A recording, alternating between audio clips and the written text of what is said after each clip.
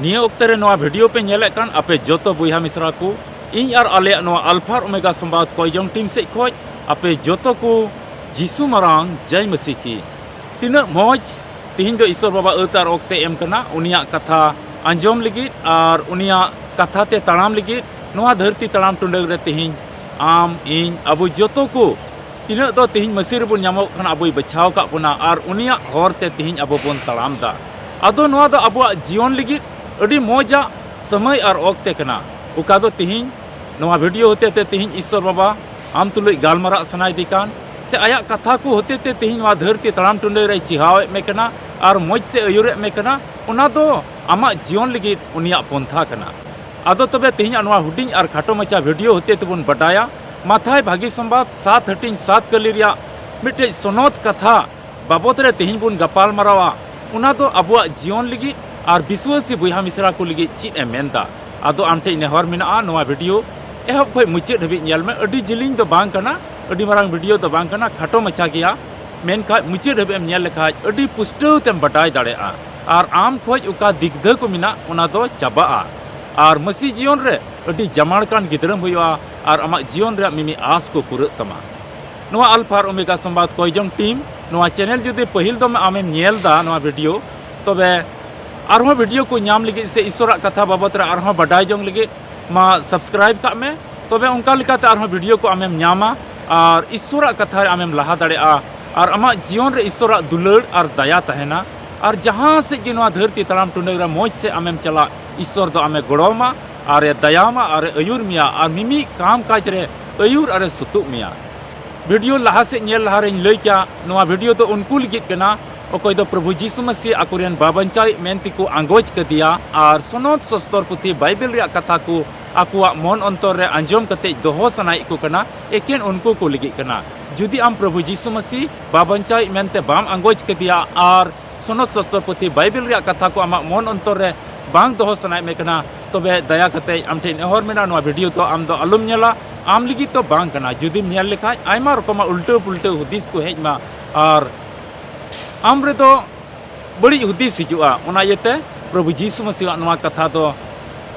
जोतो हर लगित कना मेनखा जुदी तिहिन आम उनी बाम आंगोज के दिया और उना कथा आम बाम दुलड़ दा तबे दया कते आलुम नेला एकेन मसीह बुहा मिश्रा को लगित कना अकोय दो विश्वास रे को निजोर कान तिहिन ताइनम कान जीवन को खेमाय कान कोई जंग रे को निजोर कान सोनोत सस्तर पुथी बाइबल रे कथा को अंजम से लिकात को ताइनम कान से आरहों जमाड़ सनाय को कना एकेन उनको लगित कना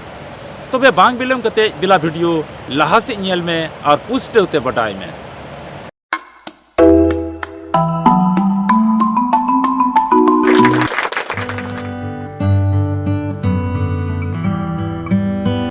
दुलड़िया बुहा और मिश्रा को नोआ धरती तड़ाम टुंडग रे ईश्वर बाबा तीना मौज पंथा कान तया तिहिन अबु दोय बचाव का बुना और उनिया कथा से लिकाते दिनम दिन उनी तो सिखनत एमा बुन कना जेमन उना कथा रेबुन तड़ाम जेमन उना कथा रेबुन साबरी जो और उनका लेका बुन तड़ाम दड़िया और नोआ धरती तड़ाम टुंडग रे उका दो शैतान सनाय दिकान बड़ी से ᱧᱩᱨᱩᱵᱩन लगी लालच से ᱧᱩᱨᱩᱵᱩन लगी उनका ना खोज बंचाव कान बुन तहन उनका ईश्वरा पंथा कना उना येते नोआ धरती तड़ाम टुंडग रे ईश्वरा कथा लेका आम हो तड़ाम में ईश्वरा कथा रे साब उरी जो में तबे नोआ धरती तड़ाम टुंडग रे बड़ी अखोय बंचाव कानम तहना आदो तबे निया उक्तर आमते बाइबल में ना खाय मा आम हो सुर काम बखा ओल दो काम और बंखा अडी मौज ते अंजम में जेमन आलुम हिड़ी दिला बाइबल को मिटे पाठ बुन पढ़ावा और उना दो बुन नाम किया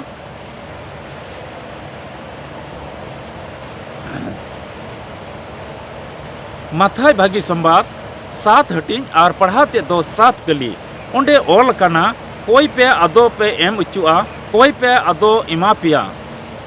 माथाय भागी संवाद 7 हटिंग पढ़ाते दो 7 कली उंडे ओल कना कोई पे अदो इमा पिया नाम बड़ाय पे अदो पे नामा ठोप ठोप पे अदो झीज पिया नुआ कथा तिहिन अडी खंदरीन कथा कना नुआ बाबत रे तिहिन आमे हुदिस लिखाय नुआ हिंदी ते हम अंजम का इंग्लिश ते हम अंजम का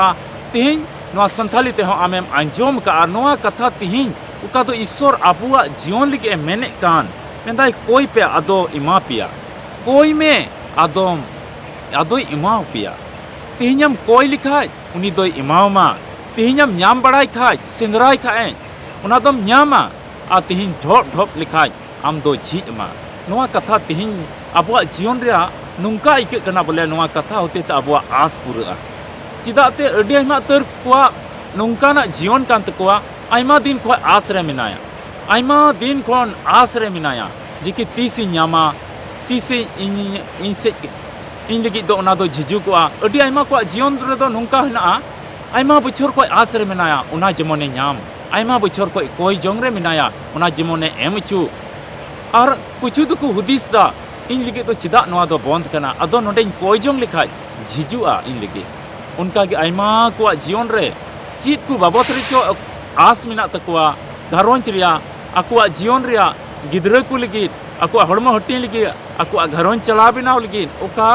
आस मेना तको ओना दो आयमा बछर कोई बांग पुराव कना आयमा दिन कोई कोयो हर रे जुरीपरी मेना किना आयमा दिन कोई आम कोयो हर रे मेनामा आदो विश्वास तिहिं आमरे जमाण कांते आमें मेंदा इन लिगित नोआ दुआर दो झिजुआ ईश्वर बाबा दो झिजन्य आर इन दो ओना दुआर तिन बोलो दाड़ेआ नुंका आसे माइकौदा नोआ कथा तिहिं अबुआ मन अंतर रे जीवी राड़े तबोना आदो नोंडे मिटन कुकली हो हिजुक कना आदो ची बोले जोतो जहाना गिम कोयजोंग लिखा ओनाम न्यामा आम जहान गिम सिंदरा बड़ाय आदोम न्यामा जहाना गिम कोयजोंग ओना इमामा आम जहाना गिम सिंदरा बड़ाय ओना आमेम न्यामा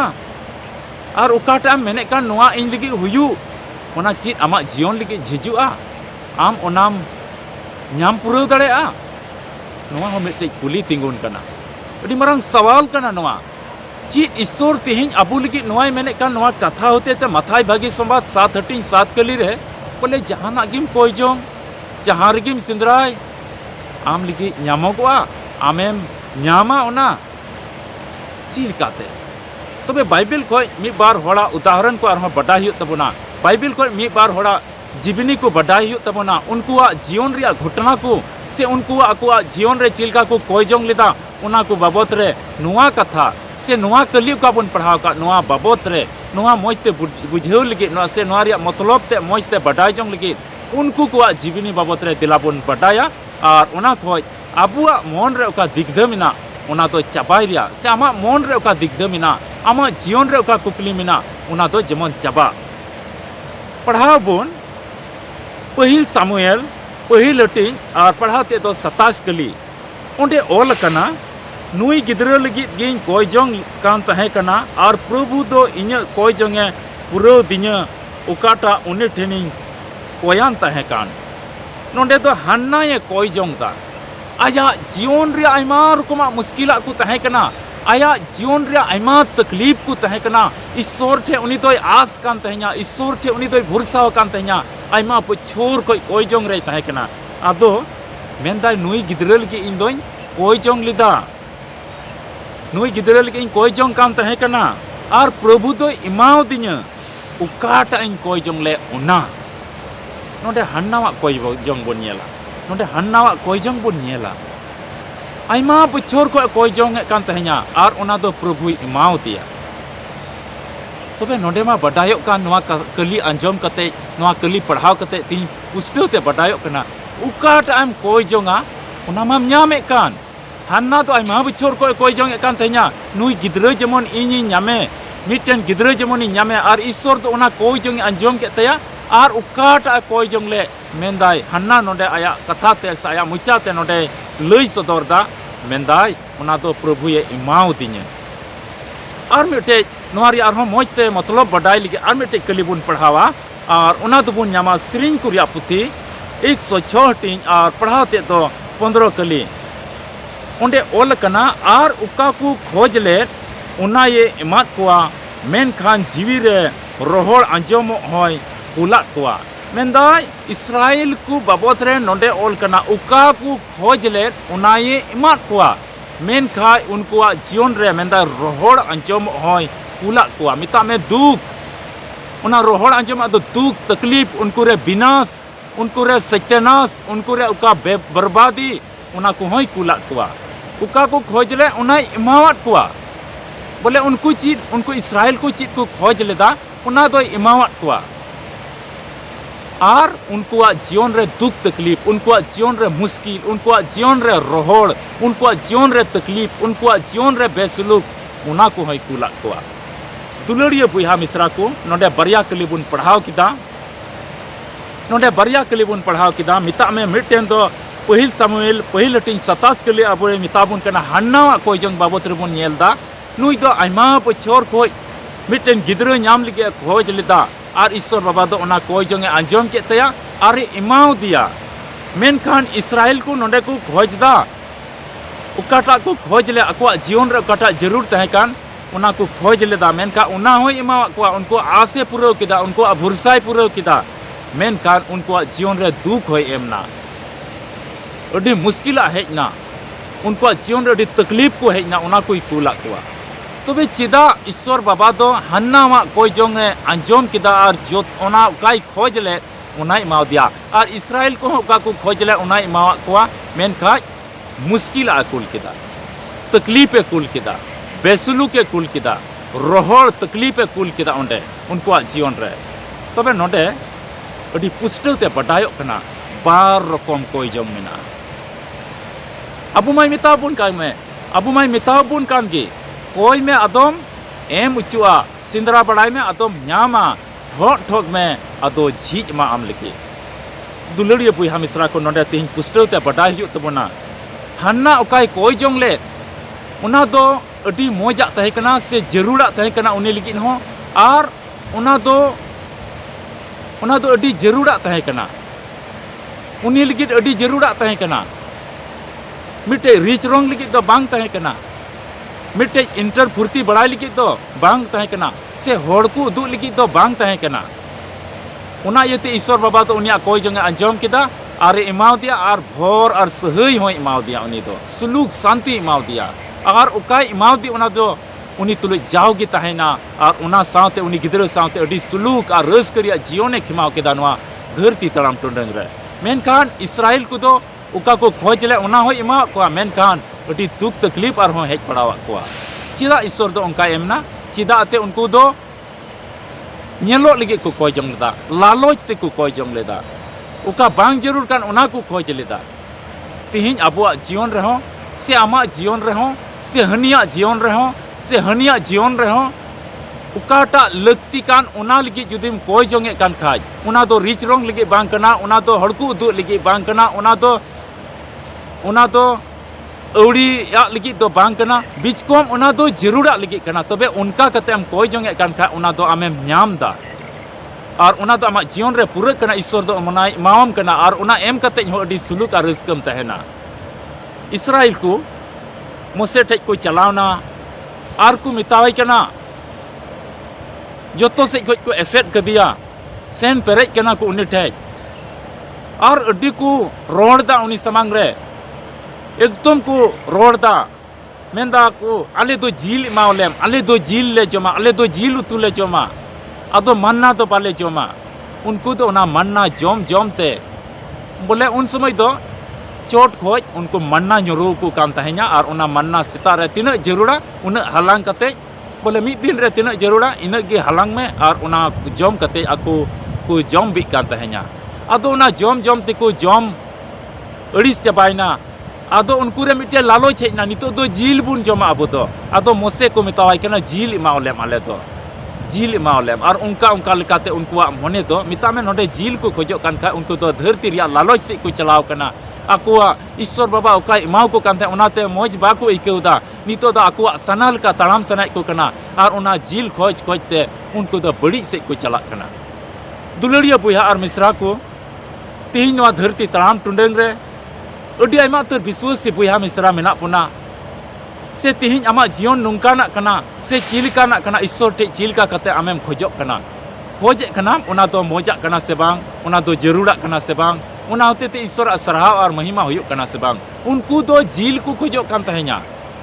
आ जील एमा को गया। मेनखान उनको रे मुश्किल आगो किदा, उनको रे बेसलूक आगो किदा, उनको रे दुख तकलीफ आगो किदा। चिदाते आकुआ सना लिका आकुआ रिच रोंग लेका आकुआ जील रिया सना लेका ईश्वर ठे को खोज किदा और उना दो इमा को गया। मेनका दुख तकलीफ एमा को और हन्ना तो आयमा बछोर को कोई जंग लिदा गिद्रा लगी गिद्रा रिया भरदाने एमाउदिया और उनी गिद्रा ईश्वर सरहावी होड़े होइना ईश्वर सरहावी गुती होइना और उनका लेकाते उनी ईश्वरा सेवा सरहाव दो हन्ना होते ते दो बांग बंदला बीच कम जस्ती दीना दुलड़िया बुहा मिश्रा को ईश्वर ठे उकाबुन खोजो कान तेहिन उनी हो उनाय नेलदा बोले नुई होड़ से नुई विश्वासी नुई गिद्रा चीत नोआय खोजो कान नोआ दो मिटेन जरूरा कना से बांग चीत उनकाना उना येते कोयजोंग लहारे तेहिन आम हुदिस लहाय में चीत नोआ होते ते ईश्वर सरहाव हुआ से रिच रोंग रिया कना से एकेन धरती तड़ाम टुंडंग रिया कना से एकेन होड़ को नेल बड़ाय लगित कना उना को बाबत रे तेहिन हुदिस लहाय हुआ तमा आदो ईश्वर ठे खोयजोंग में ईश्वर ठे नेहर में इमावाम गया जरूर तेहिन आमा घरोंज बाबत रे हुदिस में तेहिन आमा व्यक्तिगत जीवन बाबत रे हुदिस में आमरेन गिद्रा बाबत रे हुदिस में आबेन जुरी परी बाबत रे हुदिस गांडोन में तेहिन आबेन उकाटा बेन खोजो कान आपे उकाटा पे खोजो कान ओना दो ओना घरोंज लगी ईश्वरा सेवा सरहाव लगी जरूरा कना से बांग आदो खोज में और बाकाम खोजे कान गया इमावाम गया आमा जीवन रे बखा दुख तकलीफ बुजुआ दुलड़िया बुहा और मिश्रा को तेहिन नोआ पाठ होते ते पुस्तव तेबुन संतोर अचुक कना सेबुन लई अचुक कना अबु ईश्वर ठे खोज लहारे हुदिस हुयुग तबोना नोआ दो जरूरा कना से बांग और नोआ होते ते ईश्वरा सरहाव और महिमा हुयुग तया से बांग नोआ हुदिस अडी जरूर कान गया आदो तेहिन आम हो संतोरक में नोआ वीडियो आम जहां खोज गेम नेले कान नोआ ईश्वरा कथा आम जहां ठई खोज गेम आंजोमे कान तेहिन ईश्वर बाबा आम होय मितावाम कना जहाना कोय जोंग लहारे हुदिस और गांडोन में इने कते ईश्वर ठे कोय जोंग में जरूरे माम गया चिदाते आम उकाट आम हुदिस का उना होते ते जुदी ईश्वरा सरहाव हुयुग ताई खाय उना होते ते ईश्वरा महिमा हुयुग ताई खाय उना होते ते ईश्वरा गुहा हुयुग ताई खाय सरी गे आम ईश्वर गोड़ो आरे भरमा और उना उकाट आम खोजो कान तेहिन आमा उड़ा खन आमा अतु खन आमा ठै ठिकाना खन ईश्वर दो उना इमाम गया और आमा जायगा रे आम ओंडे गोड़ो आरे भरमा आरे दयामा आमे अयुर मिया ईश्वर गया कथा से लिखाता आपे जोतो को गोड़ो आरे भर पेमा मसीरे दुलड़िया बुहा और मिश्रा को आपे इन बटाई चे पे कना नो अल्फा और ओमेगा संवाद कोयजोंग टीम रे तीन आपे नेहर पे दोहो का और पे जुड़ाव कान आपे जोतो को लगी जाओगी ईश्वर ठेले नेहर दा ईश्वर ठेले राग दा जेमन आपे घरोंज रे ईश्वर दया तहन और आपे गोड़ो आरे भर पे तीन रुआ हसुरे मिना पे ईश्वर आपे ओआर पे अरे बंचाव पे अरे बुगी पे रेंगे तितांग रे मिना पे ईश्वर आपे जरूरा कोई इमाव पे आपे रेन गिद्रा को तीन को पढ़ा कान ओलो पढ़ा रे अकील और बुद्धि जेमन इमाव को और आमा आमे आपे पे कमी कान ओना रे ईश्वर बाबा जेमन गोड़ो अरे भर पे मा और कमी रे अयुर अरे सुतु पे मा आपया चास बास को ईश्वर बाबा गोड़ो अरे भरा मा नुंका लेका ईश्वर ठे नेहर और आस ले दोहयदा और ईश्वर ठे ले दोहयदा आस और भरसा को हिना ईश्वर आपया घरोंज रे आपया पतियो लिका आपया विश्वास लिका धरती तड़ाम टुंडंग रे चिलकाते उनिया होर रे पे तड़ाम दा ओना लिका पूरा तपया आपया मिमी आस को आदो मा जाओगे जमाड़ कान तहन तमन पे कोई जोंग रे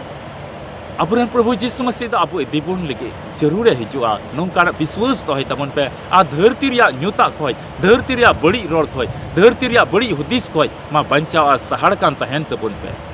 जुदी आम हो बडाई सना मिखाज आरो ईश्वरा कथा को से आमा नेहर दोहो सना मिखाज नेलो का नंबर आम हो संपर्क में और बडाई में चिलका जुड़ा हुआ चिलका अपनारा नेहर को दोहो हुआ वीडियो दो नोडे गिन मुचादा मा तबे आपे जोतो को आर मिदम अडी रस्क सला यीशु मरांग जय मसीह की